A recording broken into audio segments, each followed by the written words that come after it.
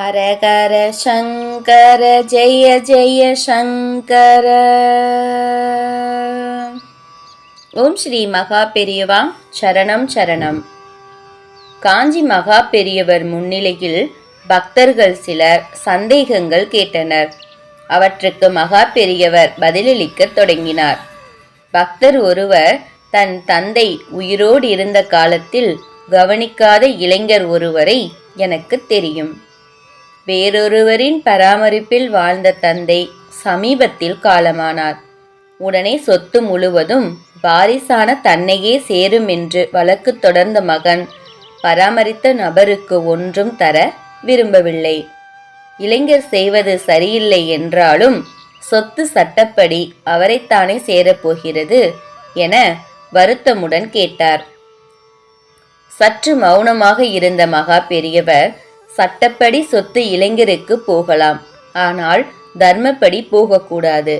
தகப்பனார் வாழ்ந்த காலத்தில் செய்ய வேண்டிய கடமைகளை செய்யாதவனுக்கு அவரது சொத்தை மட்டும் அனுபவிப்பதற்கு தார்மீக ரீதியான உரிமை கிடையாது என்றார் மகா பெரியவர்.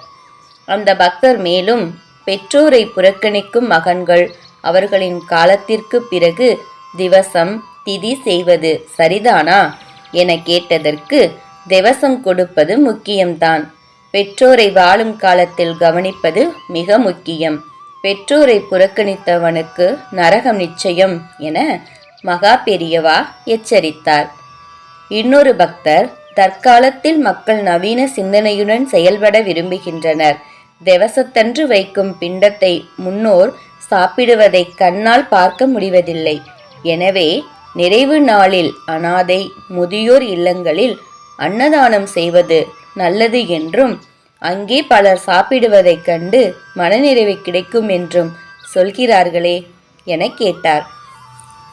கலகல என்று சிரித்த மகா பெரியவர், ஒன்றை செய்தால் இன்னொன்றை செய்ய தேவையில்லை என எண்ணுவது முறையல்ல.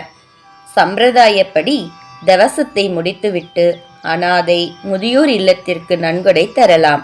அவர்களுக்கு உதவி செய்வதும் நல்ல விஷயம்தான். அதே போல திவசமும் மிக முக்கியமானது.